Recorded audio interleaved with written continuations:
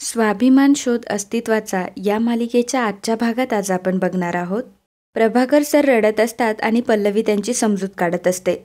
पल्लवी म्हणते की मला माहिती आहे, मोठ्या आई आणि मोठ्या काकांचंच कारस्थान आहे हे. पल्लवी डोळे पुसत म्हणते, आई आणि तुमच्यावर ही वेळ आणणाऱ्यांना असं सोडणार नाही बाबा मी. शब्द देते मी तुम्हाला.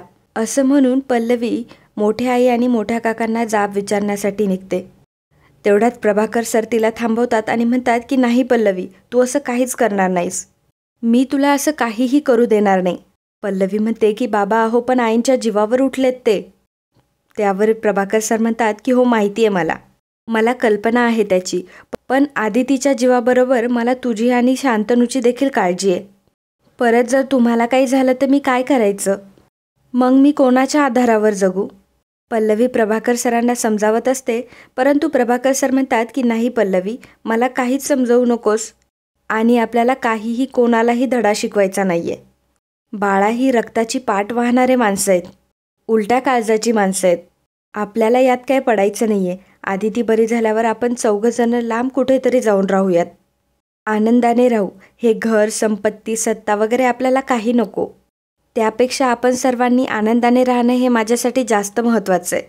पल्लवी काय ऐकत नसते तेव्हा प्रभाकर सर अक्षरशः पल्लवीसमोर हात जोडतात.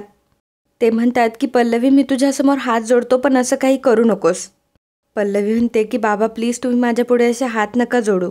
प्रभाकर सर रडत म्हणत असतात की मला नको हे सगळं, बस झालं आता.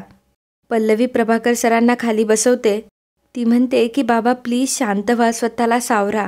तुम्हाला असं खचून गेलेलं नाही बघू शकत मी.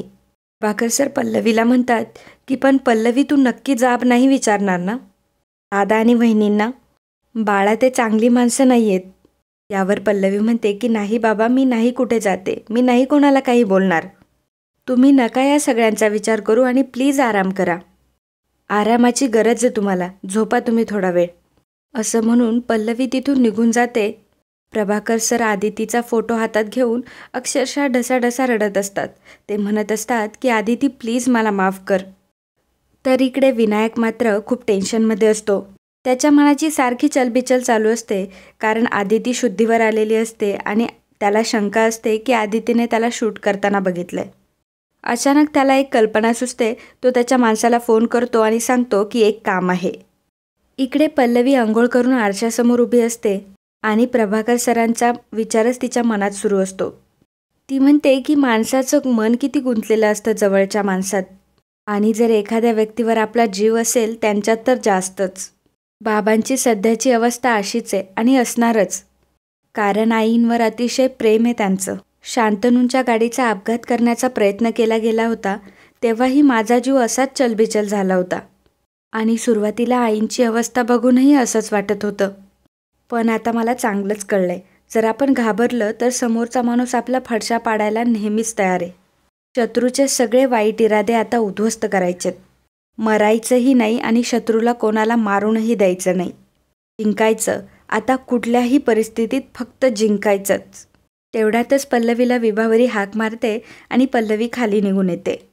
पल्लवी खाली आल्यावर विभावरी म्हणते की पल्लवी बस आधी आणि हे दूध पिऊन घे.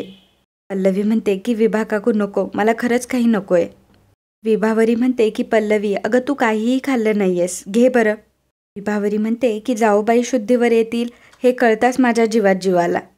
मेघना म्हणते की यांनी देखील मला काहीतरी गोड करायला सांगितलंय.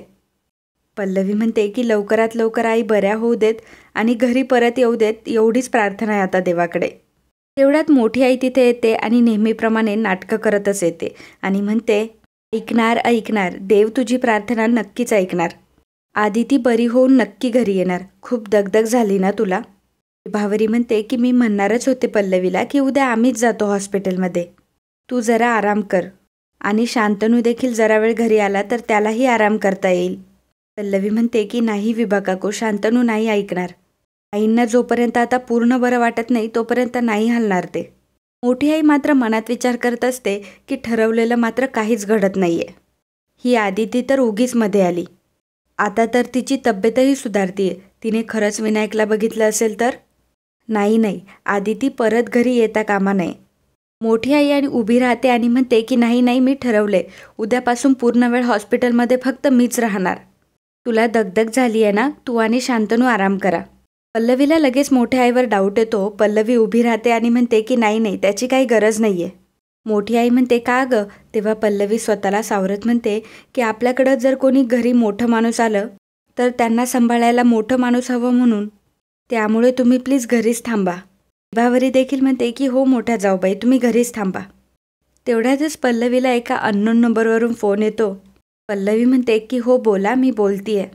आणि अचानक पल्लवीच्या हातातून दुधाचा ग्लास खाली पडतो. पल्लवीला अगदी जोरदार धक्का बसलेला असतो आणि तिच्या डोळ्यात पाणी येतं. तिला बघून सर्वजण घाबरतात. मोठी आई म्हणते की अगं पल्लवी, काय झाले तुला? तू एवढी घाबरली आहेस का? कोणाचा फोन होता? पल्लवी घाबरत आणि रडत सांगत असते की आईंना जिथे ॲडमिट केले त्या हॉस्पिटलमधून फोन आला होता. त्या हॉस्पिटलला आग लागली आहे. आता हे ऐकल्यानंतर मात्र सर्वांना जोरदार धक्का बसतो. मोठी आई म्हणते की अरे बापरे, हे केवढं मोठं संकट. आत्ता कुठं आदितीच्या बाबतीत चांगली बातमी आली होती, आता हे काय रे देवा नवीन. पल्लवी म्हणते की नाही, मी निघते. तिथं गेल्याशिवाय मला काहीच कळणार नाही. मेघना म्हणते की पल्लवी अगं थांब, आम्ही पण येतो तुझ्यासोबत. पल्लवी म्हणते की आणि हो प्लीज बाबांना यातलं काही सांगू नका, मीच जाऊन येते पटकन. ते आत्ताच एका धक्क्यातून सावरले, मी येते असं म्हणून पल्लवी तिथून निघते. मोठी आई मनात म्हणते की चला आता आदितीच्या स्वागताची नाही तर अंत्ययात्रेचीच तयारी करायला हवी. हॉस्पिटललाच आग लागली आहे म्हटल्यावर आदिती काय वाचत नाही.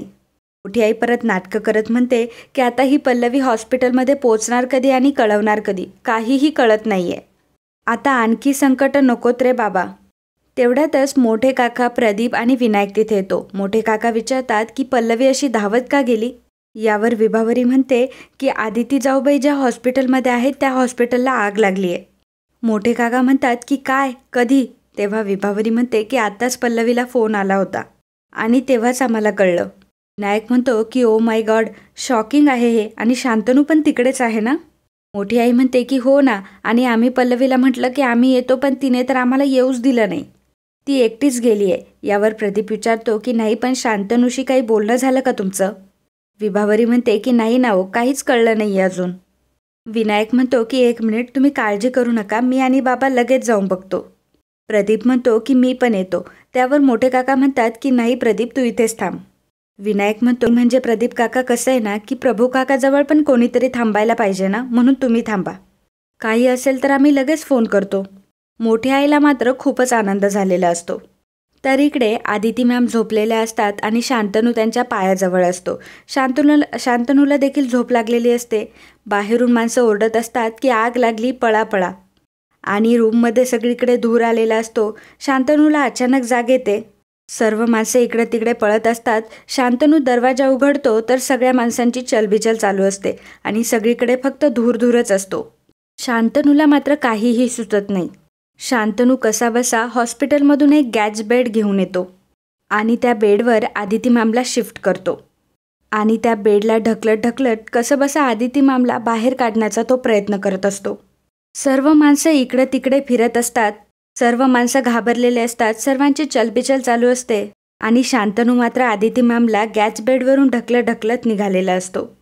तर इकडे पल्लवी आलेली असते. बाहेरसुद्धा सर्व माणसं जमा झालेली असतात. पल्लवी हॉस्पिटलमध्ये जाण्याचा प्रयत्न करत असते, परंतु माणसं तिला थांबवतात आणि म्हणतात की मॅडम तुम्हाला आतमध्ये जाता येणार नाही, आतमध्ये आग लागली आहे. पल्लवी म्हणते की अहो माझे मिस्टर आणि सासूबाई अडकले होतो, प्लीज मला जाऊ द्यात. तेव्हा तो माणूस म्हणतो की नाही मॅडम तुम्हाला नाही जाता येणार.